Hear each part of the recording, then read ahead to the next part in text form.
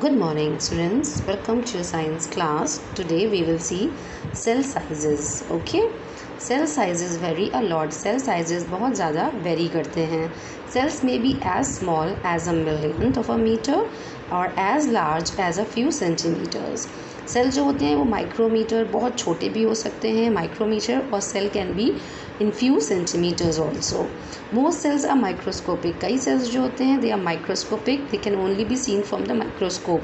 हम उसे सिर्फ माइक्रोस्कोप से देख सकते हैं. माइक्रोस्कोपिक साइज होते हैं वो, एंड वो बिना माइक्रोस्कोप के नहीं दिखेंगे.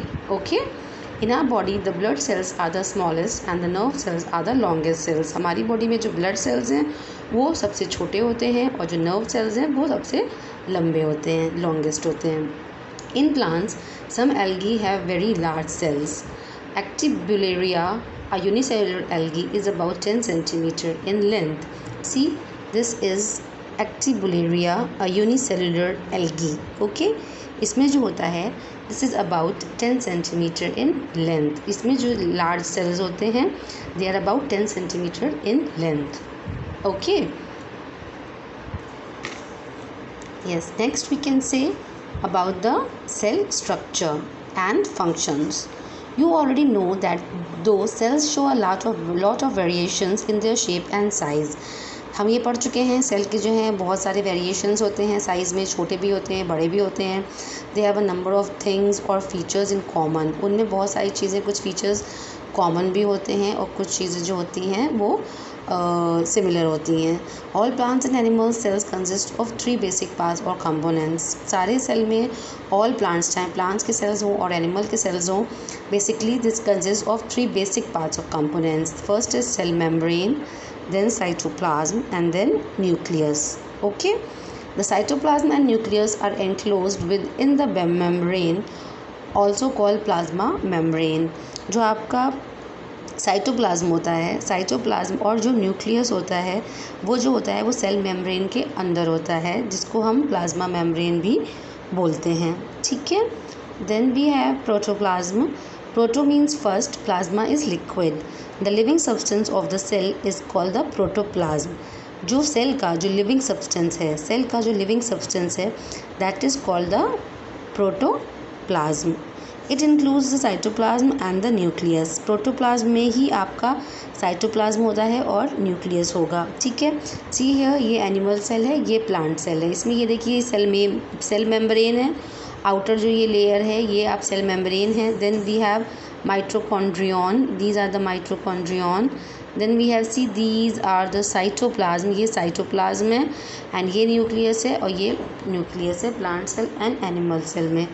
Okay, so in this way cell we can describe a cell. Okay, cell structure हम डिफाइन कर सकते हैं, ऐसे ही हम सेल का फंक्शन डिफाइन कर सकते हैं. Okay, now coming to this figure. Now, nucleus contains the genetic material which controls all the functions taking place inside the cell. Nucleus क्या करता है? It contains the genetic material, जो सारे functions को side cell के अंदर जो भी functions हो रहे हैं वो उन सबको control करता है. Now, parts of a cell, as we have seen, cytoplasm and cell membrane, contains organelles where chemical reactions takes place to keep the cell alive. Cytoplasm में क्या होता है? इसमें वो ऑर्गेनेल्स होते हैं जहाँ पे केमिकल रिएक्शंस होती हैं जो सेल को ज़िंदा रखता है, अलाइव रखता है. Then we have cell membrane. Cell membrane provides shape to the cell and allows the materials to enter and leave the cell through tiny openings. Cell membrane क्या करता है? ये सेल को शेप प्रोवाइड करता है और मटेरियल्स को allow करता है एंटर करने के लिए और लीव करने के लिए through tiny openings. Okay, now we have an activity here for this reading of the cell using onion peel. ना हमें क्या करना है? हमें एक स्लाइड को रखना है रेडी, अनियन पील करके, following the procedure given below. ठीक है. Cut a small piece of onion bulb. हमने एक अनियन को एक बल्ब काटा, अनियन का जो है हमने एक पीस काटा, उसका हमने इनर सरफेस जो है, पील of the inner surface of the line onion leaf using a pair of forceps. उसमें हमने क्या किया? हमने उसकी एक झिल्ली होती है, आपने अनियन देखा होगा, अनियन में देन वी हैव, उसमें आप एकदम पतला सा फोर्सेप्स से आप उसकी प्याज की एक झिल्ली होगी, उस झिल्ली को निकालेंगे फोर्सेप्स की हेल्प से, ठीक है। वो क्या होती है, a thin layer of peel looking like a membrane is obtain in this manner. एक आपका पील होगा, थिन लेयर ऑफ पील होगा, पतला सा झिल्ली होगा जो एक मेम्ब्रेन के जैसा दिखेगा, उसको आप फोर्सेप्स से निकाल लीजिए। Then you take a glass slide लेंगे, उसमें आप कुछ ड्रॉप्स ऑफ वाटर डालेंगे सेंटर के में एकदम, उसके ऊपर हम वो वाटर पील रख देंगे, ठीक है। और उसके बाद we will add some drop of iodine solution on it, okay. Gently lower the cover slip over the onion peel using a needle. उसके बाद हम उसके कवर स्लिप करके उसको हम नीडल से उठा लेंगे यूजिंग अ नीडल।